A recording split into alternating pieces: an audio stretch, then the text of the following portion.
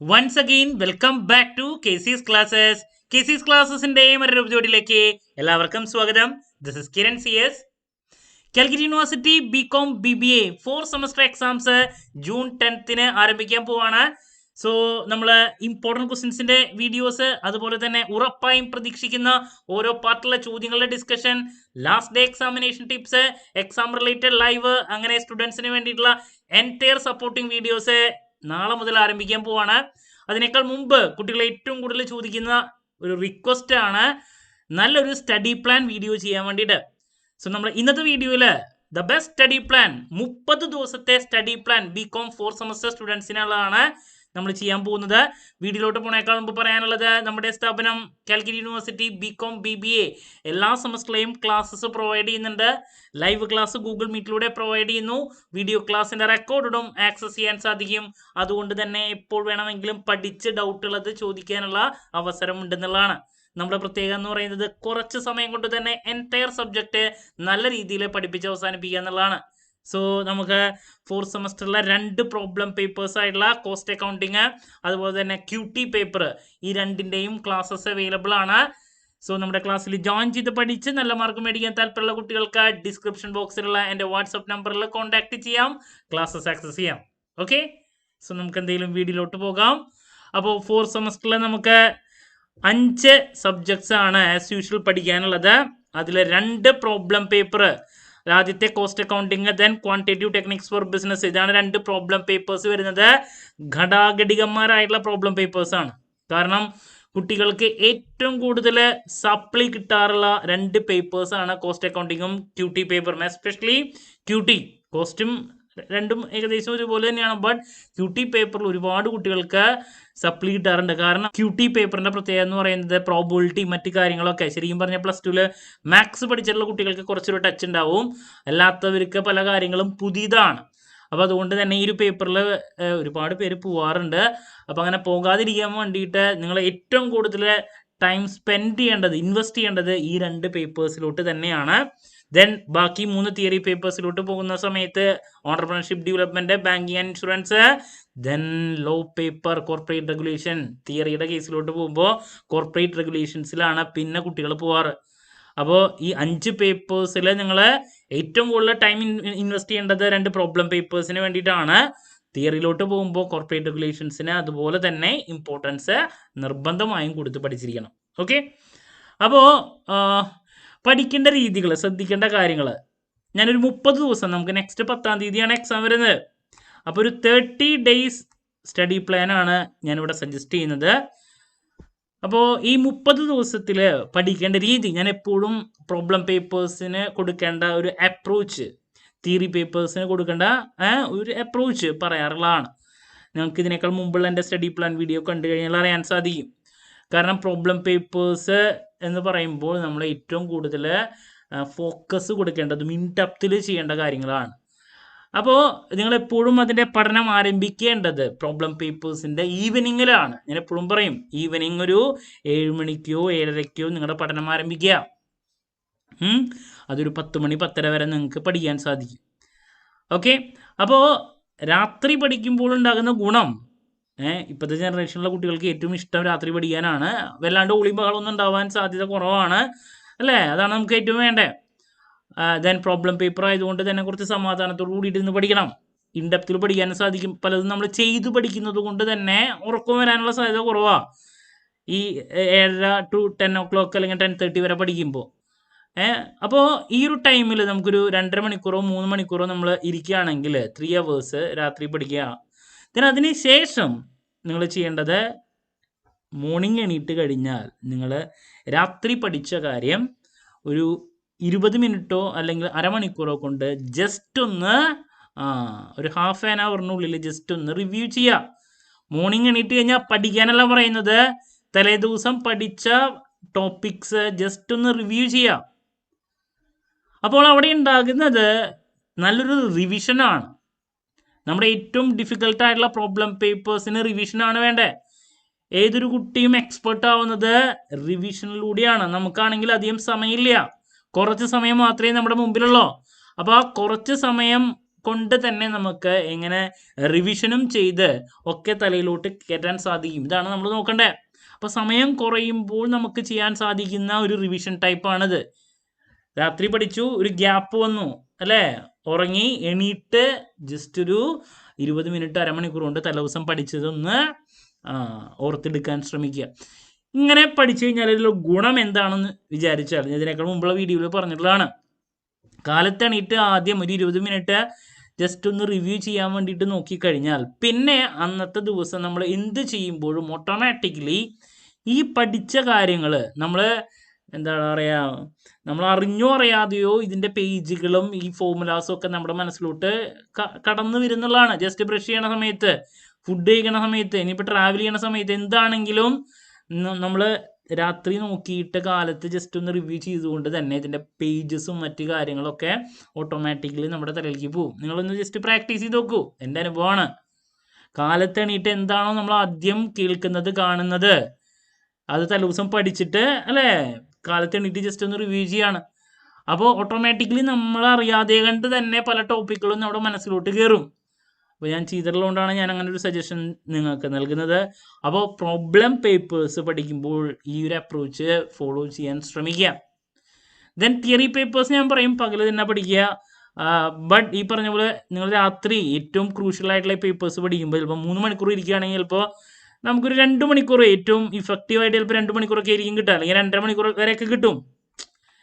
രാത്രി ആയതുകൊണ്ട് ഞാൻ പറഞ്ഞു ഇല്ലാണ്ട് ഒളിമ്പകൾ ഉണ്ടാവാനുള്ള സാധ്യത കുറവാണ്. അതിനെക്കുറിച്ച് പകൽ നിങ്ങളിപ്പോൾ 10 to 1 ഇരുന്നുണ്ടെങ്കിൽ ചിലപ്പോൾ 10 to 1 ഇരുന്നാൽ ചിലപ്പോൾ നിങ്ങൾക്ക് 1 മണിക്കൂർ അല്ലെങ്കിൽ 1.5 മണിക്കൂറായിരിക്കും ഇഫക്റ്റീവായിട്ട് കിട്ടുക. അതിൻ്റെ ഇടയിൽ കൂടെ ബഹളവും അങ്ങോട്ട് നടന്നു ഇങ്ങോട്ട് നടന്നു, ഫോൺ വിളി വന്നു, ഇങ്ങനെയുള്ള കുറേ ഡിസ്റ്റർബൻസ് വരാനുള്ള സാധ്യതയുണ്ട്. അപ്പോൾ തിയറി പേപ്പേഴ്സിനെ നിങ്ങൾ പകൽ തന്നെ പഠിക്കുക. ഉച്ചയ്ക്കൊക്കെ നിങ്ങൾക്ക് പഠിക്കാൻ ടൈമില്ലെങ്കിൽ ആ ഒരു സമയത്തും നമ്മൾ ഇരുന്ന് പഠിക്കേണ്ടതായിട്ട് വരും, നിങ്ങളുടെ കംഫർട്ട് അനുസരിച്ചിട്ടാണ്. അപ്പോൾ പകൽ ചിലപ്പോൾ നമുക്ക് പഠിക്കാൻ സാധിക്കുക ഒരു 1.5 മണിക്കൂർ 2 മണിക്കൂറൊക്കെ ആയിരിക്കും. നിങ്ങൾ ചിലപ്പോൾ 4 മണിക്കൂർ ഇരിക്കുന്നുണ്ടാവും. ഇഫക്റ്റീവായിട്ട് കിട്ടുന്ന സമയം എന്ന് പറയുന്നത് മേ ബി 2 hours ഒക്കെ ആയിരിക്കും. രാത്രി നിങ്ങൾ 3 മണിക്കൂർ ഇരിക്കുകയാണെങ്കിൽ ചിലപ്പോൾ 2.5 മണിക്കൂർ നമുക്ക് ചിലപ്പോൾ ഇഫക്റ്റീവായിട്ട് ഇരിക്കാൻ സാധിക്കും. അതുകൊണ്ടാണ് ഏറ്റവും ഡിഫിക്കൽട്ടായിട്ടുള്ള പേപ്പേഴ്സിന് ആ ഒരു ടൈം ഞാൻ സെലക്ട് ചെയ്ത് സജസ്റ്റ് ചെയ്ത് തന്നെ. ഓക്കെ, അപ്പോൾ തിയറി പേപ്പേഴ്സിന് ഈ ഒരു അപ്രോച്ചും പ്രോബ്ലം പേപ്പറിന് ഞാൻ നേരത്തെ പറഞ്ഞൊരു അപ്രോച്ചും കൊടുക്കുക. ദെൻ ചെയ്തു പഠിച്ചാൽ മാത്രമേ നിങ്ങൾക്ക് സ്പീഡായിട്ട് പല കാര്യങ്ങളും ചെയ്യാൻ സാധിക്കുള്ളൂ. ജസ്റ്റ് നോക്കിപ്പോകുന്ന പരിപാടി പല ആൾക്കാർക്കുണ്ട്. QT ആവട്ടെ, കോസ്റ്റ് അക്കൗണ്ടിങ് ആവട്ടെ, ചെയ്തു പഠിക്കേണ്ട കാര്യങ്ങൾ ചെയ്ത് തന്നെ പഠിക്കുക. എന്നാലാണ് എക്സാം ഹോളിൽ എത്തുമ്പോൾ നമുക്ക് സ്പീഡ് ലഭിക്കുള്ളൂ.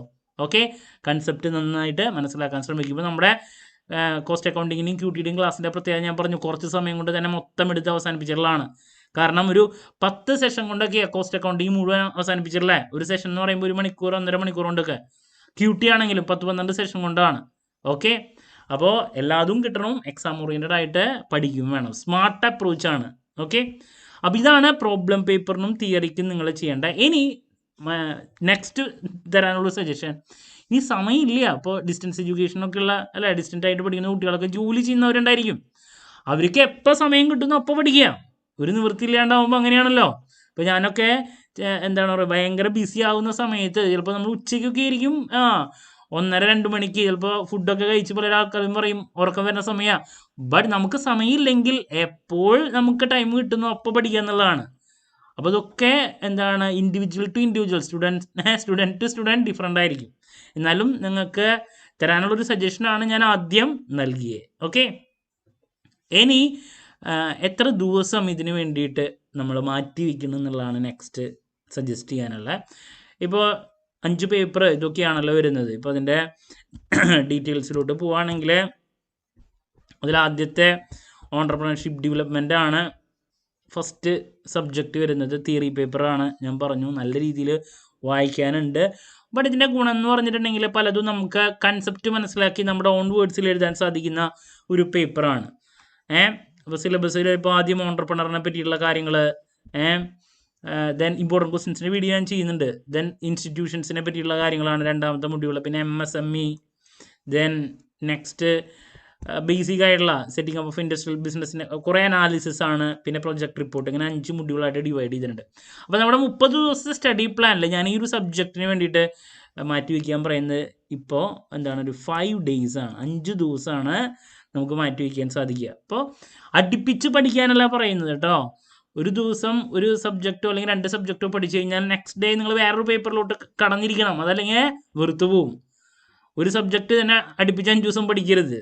എപ്പോഴും മാറി മാറി പഠിക്കുക, എന്നാലാണ് കാര്യങ്ങൾ നടക്കുള്ളൂ. അപ്പോൾ ഈ ഒരു പേപ്പറിന് ഒരു 5 days മാറ്റി വയ്ക്കുക. Then next banking and insurance ആണ്. 2 സബ്ജക്ട്സിൻ്റെ മിക്സ് ആണ്.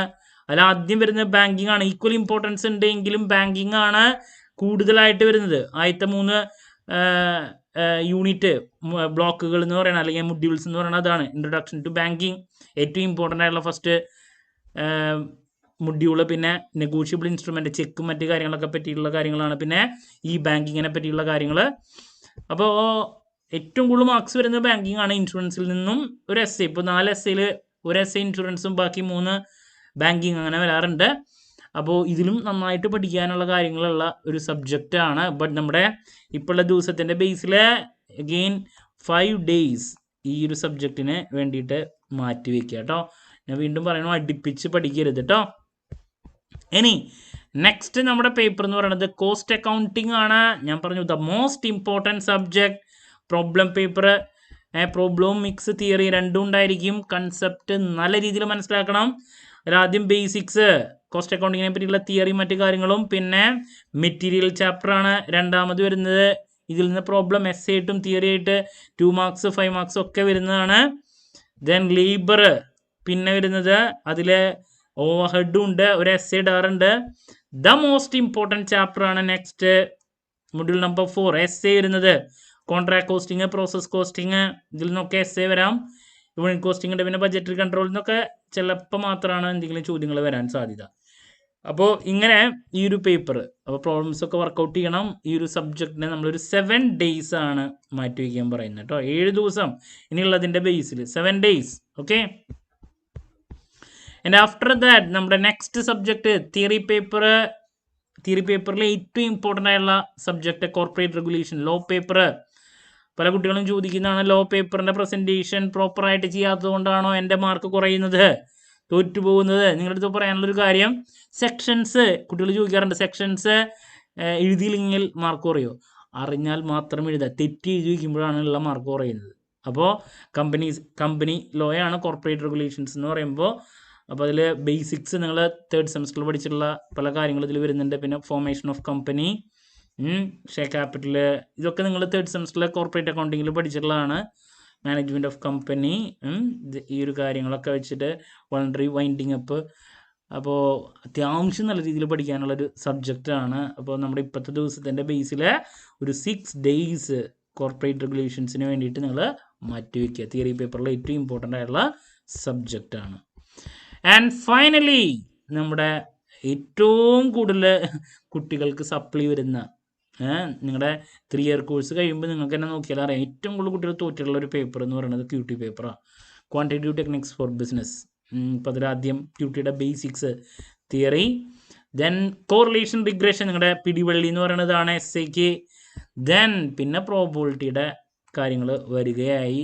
+2 മാത്സ് പഠിച്ചിട്ടുള്ള കുട്ടികൾ പഠിച്ചിട്ടുണ്ടായിരിക്കും. പ്രോബബിലിറ്റി അല്ലാത്തവർക്ക് പ്രോബബിലിറ്റി പുതിയ പേപ്പർ ആയിരിക്കും. അതിൽ LPP കാര്യങ്ങളൊക്കെ പുതിയ സിലബസിൽ വന്നിട്ടുള്ളത്. അപ്പോൾ നിങ്ങൾ ഏറ്റവും കൂടുതൽ ശ്രദ്ധിച്ച് പഠിക്കേണ്ട ഒരു സബ്ജക്റ്റാണ് QT. ഞാൻ അതിന് വേണ്ടിയിട്ട് സജസ്റ്റ് ചെയ്യുന്ന ഒരു ബുക്ക് എന്ന് പറയുന്നത് LR പോറ്റിയുടെ ടെക്സ്റ്റ് ബുക്കാണ്. അത് ഇപ്പോൾ അവൈലബിൾ ആണോ എന്നുള്ളത് അറിയില്ല. പലപ്പോഴും ഇതിലത്തെ അതേ ചോദ്യങ്ങൾ വരാറുണ്ട്. LR പോറ്റിയുടെ ടെക്സ്റ്റ് ബുക്ക് കേട്ടോ. അപ്പോൾ നമ്മളൊരു 7 days ഇതിന് വേണ്ടിയിട്ട് മാറ്റി വയ്ക്കാനാണ് സജസ്റ്റ് ചെയ്യുന്നത് കേട്ടോ. അപ്പോൾ ഇങ്ങനെ QT സബ്ജക്റ്റിന് 7 days കോസ്റ്റ്. അപ്പോൾ മൊത്തം നമ്മുടെ പേപ്പേഴ്സിൻ്റെ ഡീറ്റെയിൽസിലോട്ട് പോവുകയാണെങ്കിൽ, 5 പേപ്പറിൻ്റെ ഡീറ്റെയിൽസിലോട്ട് പോവുകയാണെങ്കിൽ ഞാനിപ്പോൾ പറഞ്ഞിട്ടുള്ള ഡേയ്സ് ഒന്ന് എഴുതി വെച്ച് തരാം. ഓൺട്രപ്രണർഷിപ്പ് ഡെവലപ്മെൻറ്റിന് ഞാൻ പറഞ്ഞു 5 days മാറ്റി വയ്ക്കാൻ. Banking and insurance 5 days. Cost accounting 7 days. Corporate regulation 6, QT 7.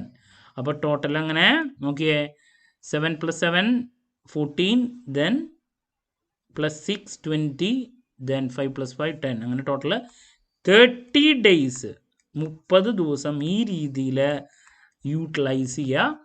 പിന്നെ ഇന്നിപ്പോൾ 6-ാം തീയതിയാണ്. നെക്സ്റ്റ് 6 എന്ന് പറയുമ്പോൾ 30 ദിവസം അല്ലേ ആയി. പിന്നെ നമുക്ക് 10-ാം തീയതി എന്ന് പറയുമ്പോൾ 2-3 ദിവസമാണ് ലാസ്റ്റ് കിട്ടുക. അത് നിങ്ങൾക്ക് വരുന്ന ആദ്യത്തെ എക്സാം ആയിട്ടുള്ള തിയറി പേപ്പറിനൊക്കെ വേണ്ടിയിട്ട് മാറ്റി വയ്ക്കേണ്ടി വരും.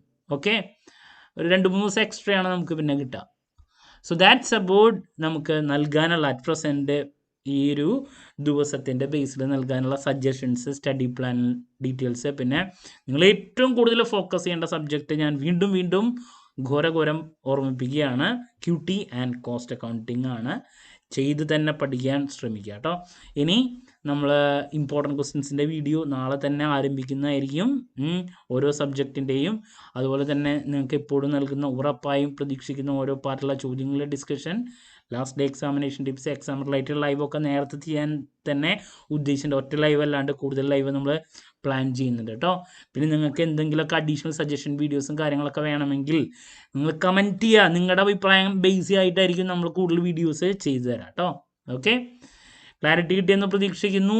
എന്ത് ഡൗട്ട് ഉണ്ടെങ്കിലും കമൻറ്റ് ചെയ്യുക, അതിനുള്ള മറുപടി ഞാൻ വീഡിയോസിലൂടെ നൽകുന്നതായിരിക്കും. നമുക്ക് നല്ല മാർക്ക് സ്കോർ ചെയ്യണം. ഓക്കെ, സോ മറ്റൊരു വീഡിയോയുമായി വീണ്ടും കാണാമെന്നുള്ള പ്രതീക്ഷയോടെ നിർത്തുന്നു. This is Kiran CS signing off. Have a nice day. Thank U.